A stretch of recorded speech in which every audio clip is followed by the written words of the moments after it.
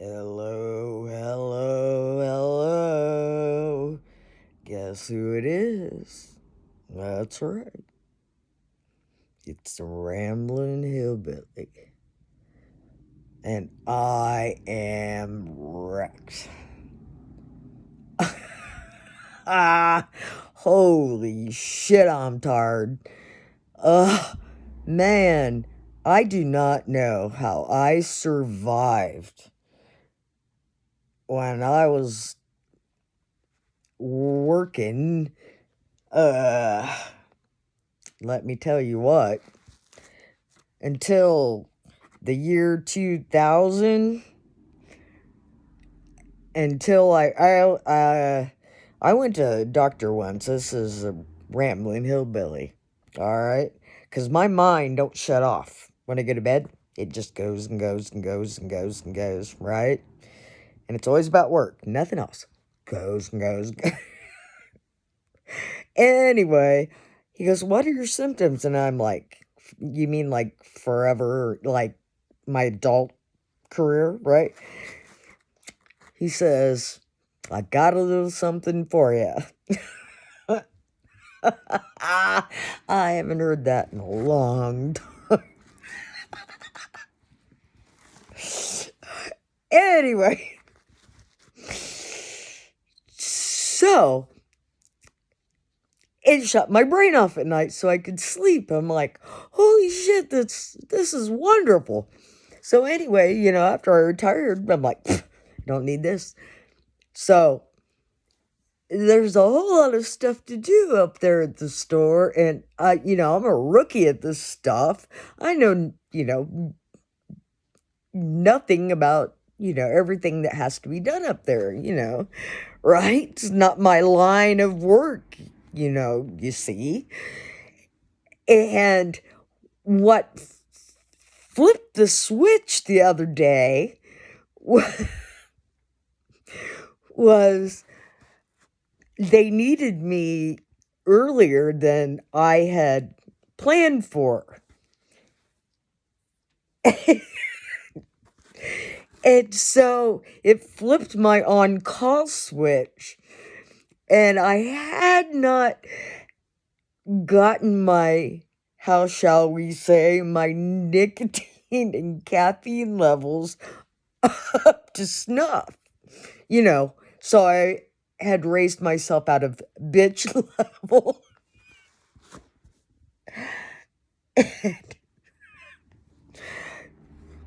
But I didn't,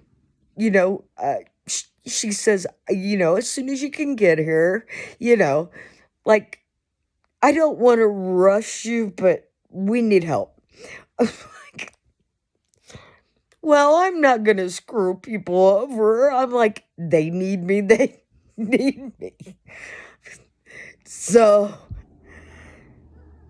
I usually don't take a smoke break while I'm up there because I don't work like a full 8-hour shift. The most I work is 5, right? There's no need. And, oh, shit.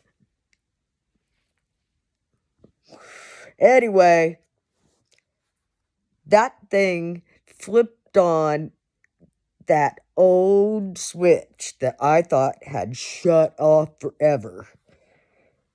And I have not been able to sleep worth a shit, even though I've got some drugs over there that I take every night that usually put me out pretty well. Yeah, ask a friend of mine that I was talking to the other night. I took those things when I started talking to her. And by the end of our conversation, maybe like 45, 50 minutes later, I was going, hey, I take those things and I still can't sleep because I got shit going on in my mind. What do I do with this? And what do I do with that? Damn, I'm a mess. Holy shit. I haven't slept for like 2 or 3 nights. And just think, for decades I did this. Right? Every night I couldn't sleep. Every night I couldn't sleep. Just like that. If I was on call, forget it. Oh my God, it was terrible. Jesus. A lot of times if I was on call, because I had an hour drive to work, I haven't kept my sleeping bag in my truck. If I got called in and it was after 10 o'clock, hell, if I got called in even then, I would just stay there. Because depending on what it was or what I had to do, drive all that way home, get home at 2 or 3 in the morning, and have to get up at 5. It wasn't worth it. I'd just sleep there. Hey, and this is a story for you. Back in the good old days, you'd see campers parked out there from all the officers working doubles. It was great. But then, just like everything, they fucked it up for everybody. Jesus. Like this. Isn't it cute? Remember the old big dog stuff? Bite me. That's my motto. Bite me. I wore this to work all the time. Nobody said a word. It was all cool. Granted, most of the time I had a lab coat on. But, coming in and out of the institution, nobody said a word. Holy crap. God, when times were good. Aw, everybody remember that? Shit. Yeah.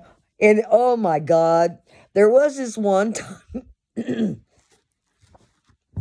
not at band camp this time. Oh, 1996. Oh God, we had this idiot. Now, you want to talk about sexual harassment? He thought he was the Filipino Elvis. Okay? Oh my God. He went up to this one woman and he said to her, honey, your husband can't give you a baby, but I can. Or something. That's what it translated to, but I'm sure it was pretty much filthy in Tagalog. Or Tagalog. Or Tagalog? Tagalog, yeah. Anyway, but there were so many more. But the thing that got him canned was he was down in DMH, Department of Mental Health Ward. And there was a person eating a jelly donut. And, those things squirt, when you bite into them at first. And she had jelly right here on her face. And he goes, you've got jelly on your face. And instead of letting her wipe it off, he licked it off. I mean, that was the fastest walkout and firing. Almost. I won't. Yeah, there's been a few faster, but he was gone. So I had to work a year and a half by myself. Oh my God. That was an ass kicker. But the good thing that I discovered was I had an hour drive. So I would stop at the convenience store, stock up. Remember the original mini thins? Oh my God. 2 mini thins and a Mountain Dew. Half an hour into my drive, I was like, are we at work yet?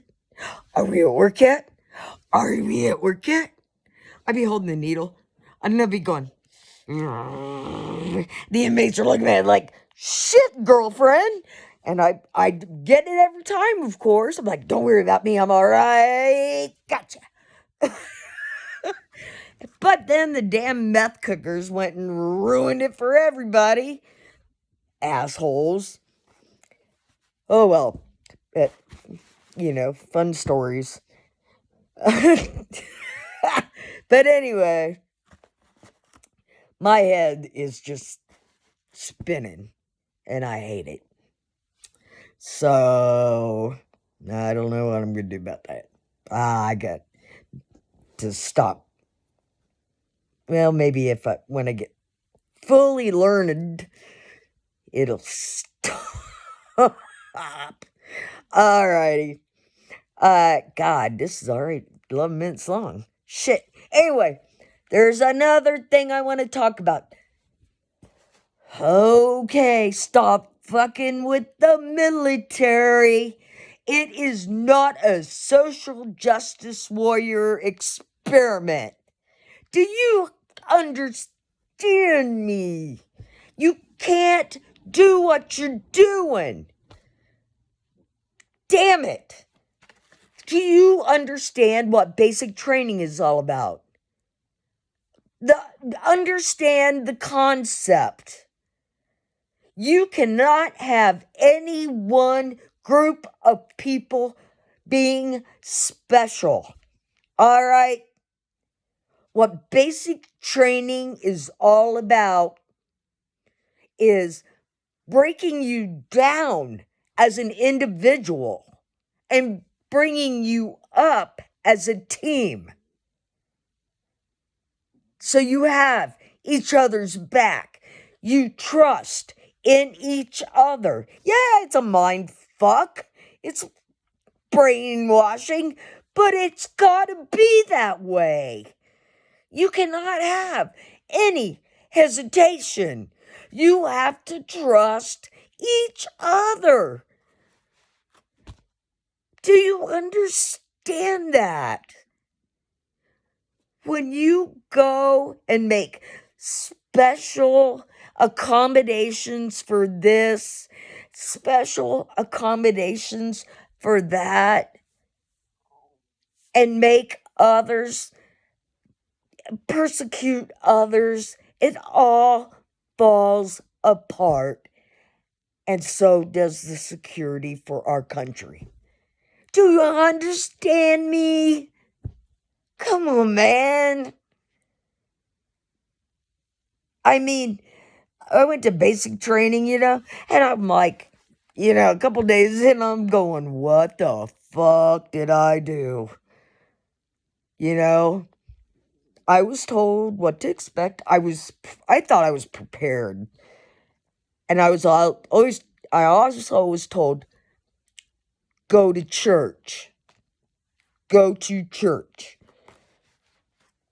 And I said, well, why? You'll find out. And it wasn't the part that if you don't go to church, you get the GI party. That ain't no party. You get your ass kicked cleaning and buffing the floors and all kinds of shit. Nope, I didn't go to the GI party. I went to church. Well, I was a rainbow. I got there on a Friday night. Okay? And you can't get uniforms till Monday. And so on Sunday, I went to church. And we go in first, and we're sitting in the back, and then they bring in people with no name tags on, called pickles. And then they bring in people that have their name tags. Those are called canned pickles. Then the people in blues come in. And they come walking in, and they got a spring in their step and a sparkle in their eye. Okay? So during this moment in church, these people in front of us are sobbing. Okay? Sobbing. And I'm like, what the holy fuck? Sorry. Well, then the next Sunday, after the week we had just had, I was crying in church because it was an hour of no one in your face. The only time you had been fully relaxed that anybody cared about you. You know what I mean? It was the weirdest shit. And then, a few weeks later, you walk in your blues, and you're like looking at them people. I'm like, oh, you sorry sons of bitches. I feel sorry for you. But, man, ugh, that pride. You know what? There was nothing like it. Nothing like it. I could do anything. I could take on anyone. You know? It was fan-fucking-tastic. Like, what's that saying? All for one, and one for all, and look at all the titties all over the walls. I don't think that's how that goes. But, So, this thing with the military providing transgender surgeries. Fuck that. It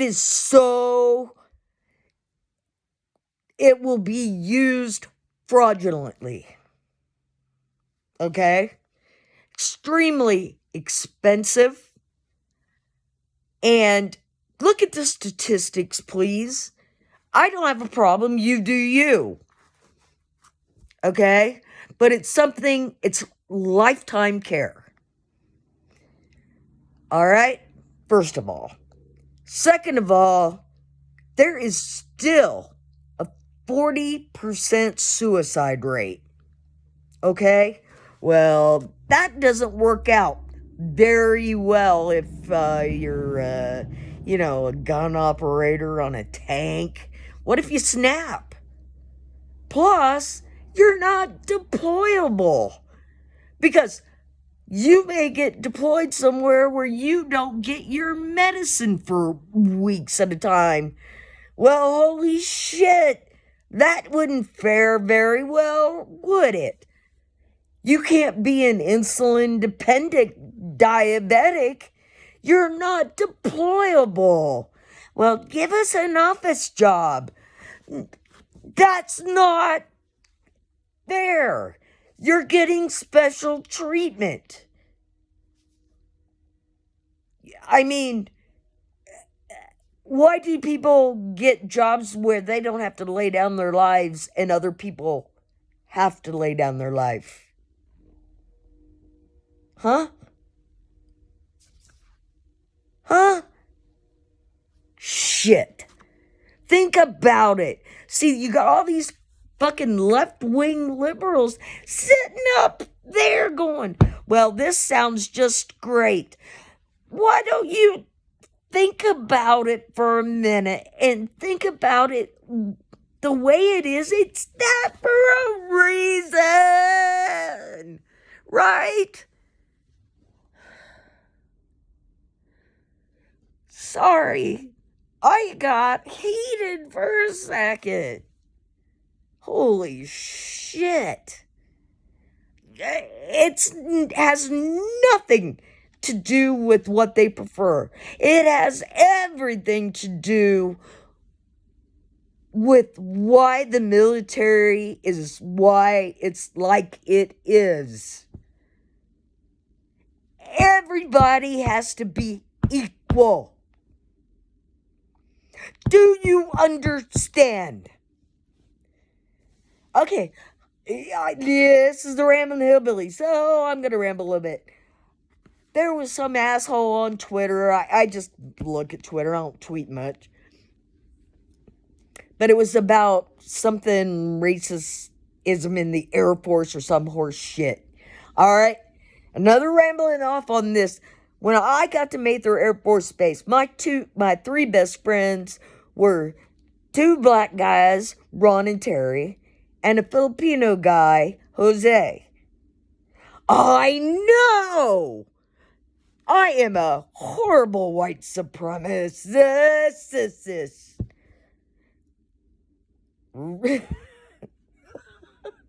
I'm so sick of that shit. Anyway, where was I going with that? Oh, yeah, Twitter.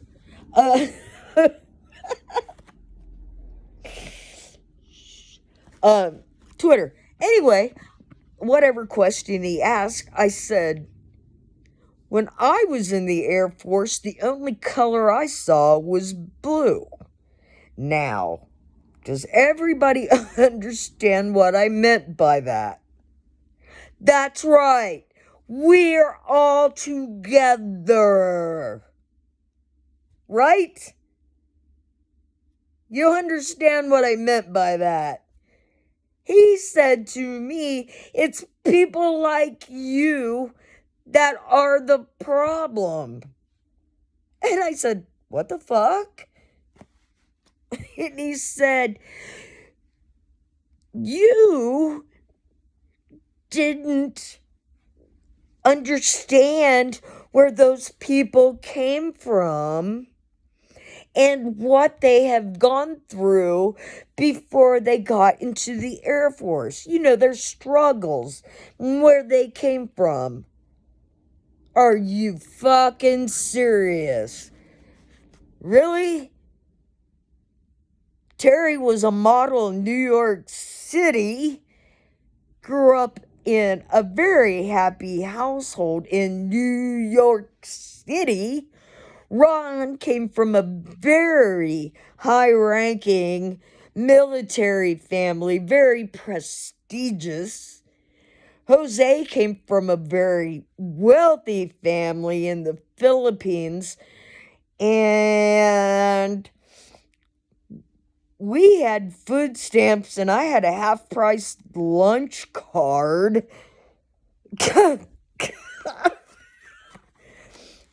And we never knew we were poor. You know, we weren't starving.